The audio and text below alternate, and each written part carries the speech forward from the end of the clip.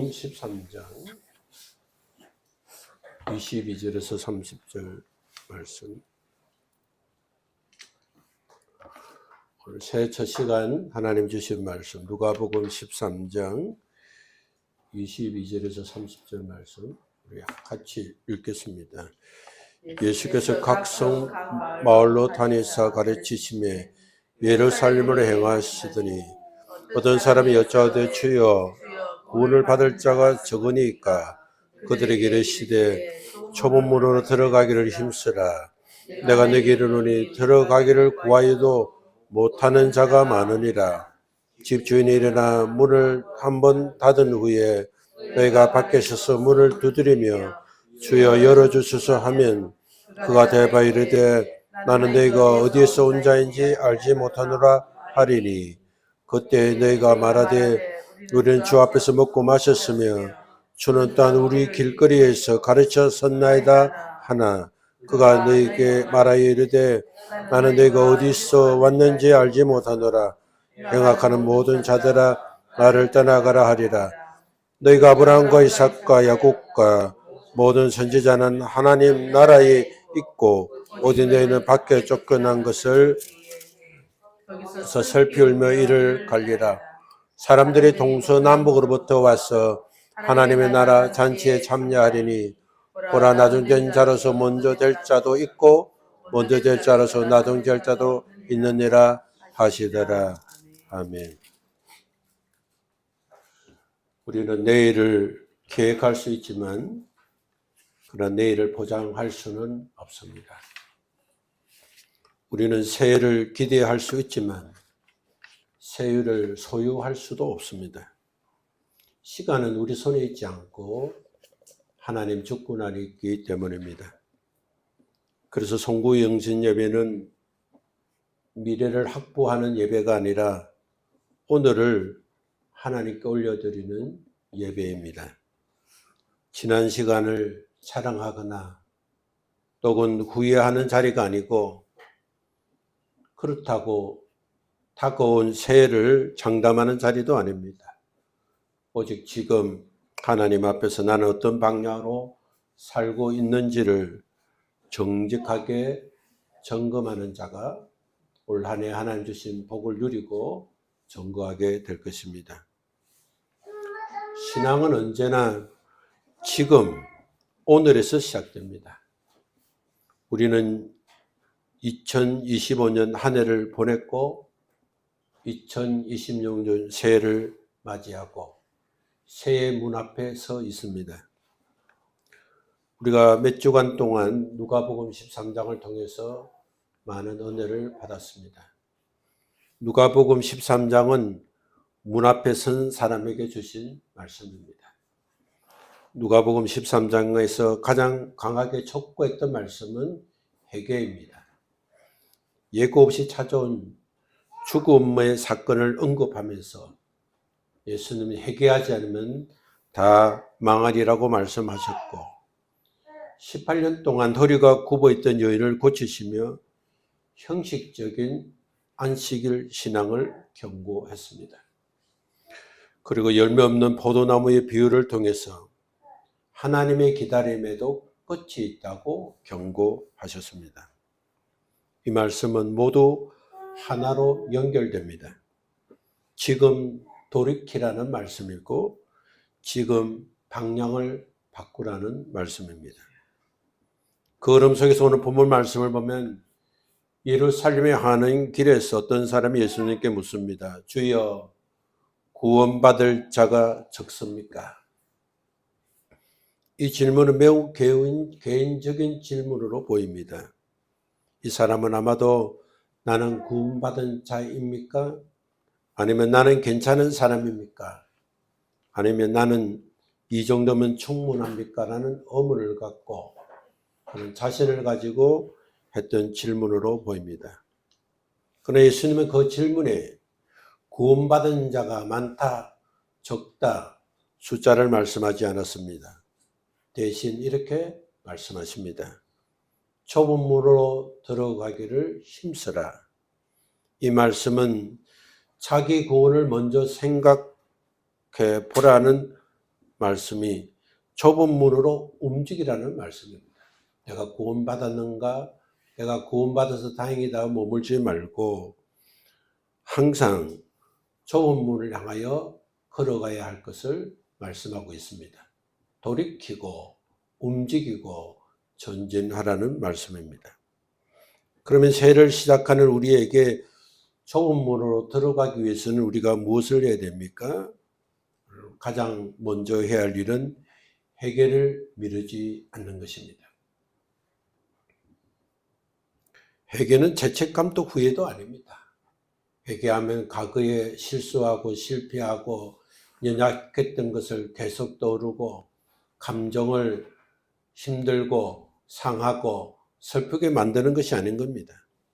회개는 삶의 방향을 가꾸는 결단입니다. 지금까지 살아왔던 또 지금까지 살아오면서 경험하고 실패했던 것을 기억해서 거기를 다시 안 가겠다고 생각하는 것입니다. 오늘 우리가 드리는 송구 영신 예배는 한 해를 잘 살았다고 정리하는 시간이 아닙니다. 잘못된 방향을 인정하는 시간입니다. 자기 신앙을 연수로 자신을 위로하지 말고 나는 돌이켜보면 벌써 신앙생활 한 지가 오래되었다. 20년, 30년, 40년, 50년 되었다고 위로하지 말고 또 우리가 볼 때 신앙 없는 주변의 사람과 비교하면서 나는 이 정도면 됐다고 합리화시키지도 말고 하나님 앞에서 정직하게 서야 하는 것입니다. 하나님은 사람마다 기대가 다릅니다. 하나님은 나에게 기대와 다른 사람의 기대는 다른 것입니다. 내가 하나님 기대에 어긋난 삶을 살고 있는가? 나는 하나님의 기대를 기억하면서 전진하고 있는가를 정직하게 생각해야 하는 시간입니다. 회개를 미루는 사람은 문 앞에 오래 서 있지만 결코 들어가지 못합니다. 회개하고 복음을 믿을 때 구원이 일어나는 것입니다. 자기의 잘못을 깨닫고 회개할 때 구원의 은혜가 있습니다.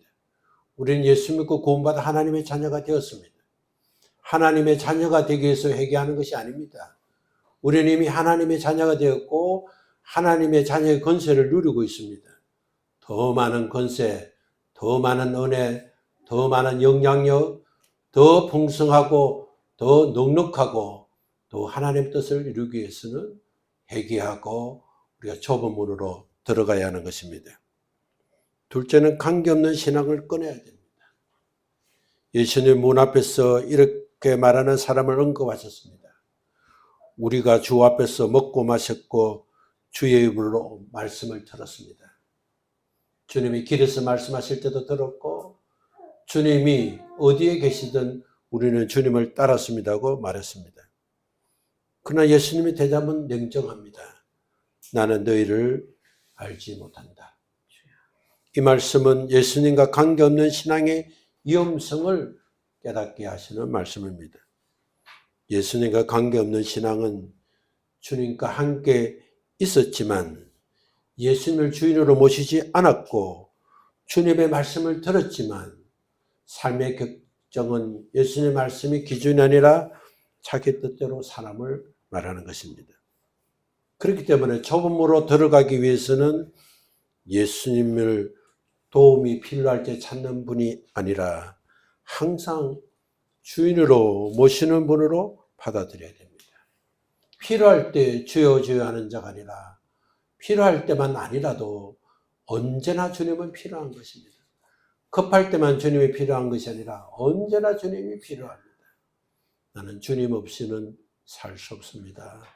나는 주님 도움 없이는 살 수 없습니다. 그렇게 말하는 자가 회개한 자이고 그렇게 말하는 것이 바로 회개인 것입니다. 우리가 무엇을 선택할 때마다 선택의 기준이 자기 자신과 형편과 상황이 아니라 기준이 바로 주님이라는 것을 기억해야 됩니다. 주님, 이런 상황은 어떻게 하면 좋겠습니까? 이럴 때는 무엇이 먼저 되어야 하겠습니까? 우리가 갖고 있는 실력과 기능과 경험을 의지하지 말고 항상 판단의 기준이, 우선의 기준이 주님이 되도록 우리의 삶을 바꾸어 놔야 하는 것입니다. 내 뜻보다 말씀이 앞서야 하는 것입니다. 관계없는 신앙은 문 앞에서는 안전해 보이지만 문이 닫히면 아무 힘이 없는 신앙이 되는 것입니다.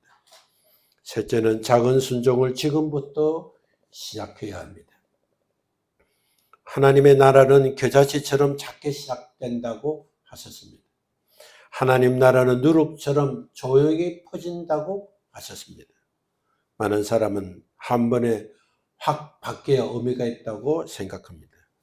그러나 주님은 작은 순종이 중요하고 작은 순종으로 하나님 나라가 확장된다고 말씀해 주셨습니다. 좁은 문으로 들어가는 사람은 오늘 할 수 있는 작은 순종을 선택해야 됩니다. 내 힘에, 내 형편에, 내 상황에 버겁게 하는 것이 아니라 내가 할 수 있는 시간, 내가 할 수 있는 물질, 내가 할 수 있는 재능, 내가 가능한 것, 작은 것부터 주님께 드리고 순종하면 하나님께 쓰임받는 자가 되는 것입니다. 올해는 하루의 첫 시간을 하나님께 드리며 시작합시다. 입순의 습관을 점검해 봅시다. 내가 말하는 것이 나를 위하는 것이고 타인을 위하는 것이고 사랑하는 사람에게 사랑을 잘 전달하고 있는지 입술의 습관을 점검해야 됩니다. 우리가 무슨 일이다 보면 우리도 모르게 하나님 원치 않는 부정적인 말이 나오고 거친 말이 나오고 성공을 가로막는 말을 하기가 쉽습니다. 원래는 입술의 습관을 점검하고 말을 바꿔야 합니다. 미뤄두었던 하야를 시작해야 합니다. 미안하다, 잘못했다, 실수했다, 내가 부족했다, 정직하지 못했던 부분을 끊어내야 됩니다. 작아 보이지만 이 작은 순종이 하나님 나라가 우리 안에서 점점 자라게 하는 원인과 씨앗이 되는 것입니다. 넷째는 열매 맺는 삶을 목표로 삼아야 됩니다. 원래는 어떻게 하든지 많은 열매를 맺어야 되겠다. 열매 맺지 못한 포도나무는 열매 맺을 수 있는 가수원에 있었습니다. 그럼에도 불구하고 열매를 맺지 못하자 3년을 기다리다가 한 해를 더 기다리다가 그러지 않으면 포도나무에 심은 무화과 나무를 꺾어버리겠다고 했습니다. 가수원에 심겨진 나무는 포도나무는 포도 가수원에 심지만 무화과는 길에 심겨진 나무인데 주인이 잘 키워주기 위해서 가수원에 심었음에도 불구하고 열매를 맺지 못했습니다. 하나님 우리가 오래 신앙생활을 했느냐, 오래 머무르냐를 보시지 않습니다. 하나님은 무엇이 달라졌느냐를 확인하십니다. 좁은 문으로 들어간 사람은 반드시 열매 맺는 방향으로 살아야 됩니다. 가정 안에서 말이 달라지고 갈등을 대하는 태도가 달라지고 돈과 시간을 사용하는 태도가 달라지고 사람을 바라보는 시선이 달라져야 됩니다. 변하면 하나님께서 우리의 환경을 변화시켜 주십니다. 약함과 연약을 고쳐주시고 부족과 불평과 어리석음을 주께서 치료하시고 회복시켜 주십니다. 원래는 가정에서 말이 달라지고 갈등이 생길 때 갈등을 대하는 태도가 달라지고 돈과 시간을 사용하는 태도가 달라지고 사랑과 사물을 바라보는 시선이 달라져야 합니다. 열매는 완벽함이 아니라 변화의 증거입니다. 변화되면 열매를 맺게 되는 것입니다. 마지막 5번째는 좁은 문은 지금 들어가야 합니다. 예수님은 분명히 말씀하셨습니다. 문이 닫힌 후에는 두드려도 열리지 않는다. 이 말씀은 은혜를 놓치지 말라는 사랑의 경고입니다. 송구 영신예배의 밤은 내년을 약속받는 시간이 아닙니다. 지금 붙잡아야 하는 시간입니다. 내일이 아니라 오늘, 상이 좋아진 후가 아니라 지금, 준비가 된 후가 아니라 이 자리에서 문을 열고 들어가야 합니다.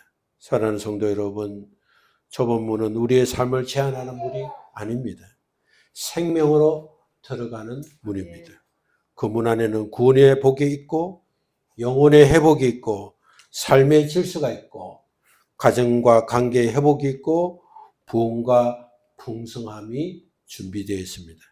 이 송구영신의 밤에 문 앞에서 계산하지 말고 문 앞으로 들어가는 결단이 우리 모두에게 있기를 바랍니다. 회개로 들어가고 순종으로 이어가고 열매로 정언하는 새해가 되시기를 예수 그리스도 이름으로 축복합니다. 아멘. 기도하겠습니다. 하나님 감사합니다. 새해를 시작하면서 예배자로 시작하게 하시니 감사합니다. 지난해 우리의 잘못과 연약을 용서해 주시고 올해는 과거의 잘못이 반복되지 않고 과거의 악습과 갱을 반복하지 않고 올해는 하나님 주신 복을 받고 좁은 문으로 들어가서 많은 열매를 맺고 하나님의 기쁨이 되게 하여 주옵소서. 아멘. 예수 그리스도 이름으로 기도합니다. 아멘. 아멘.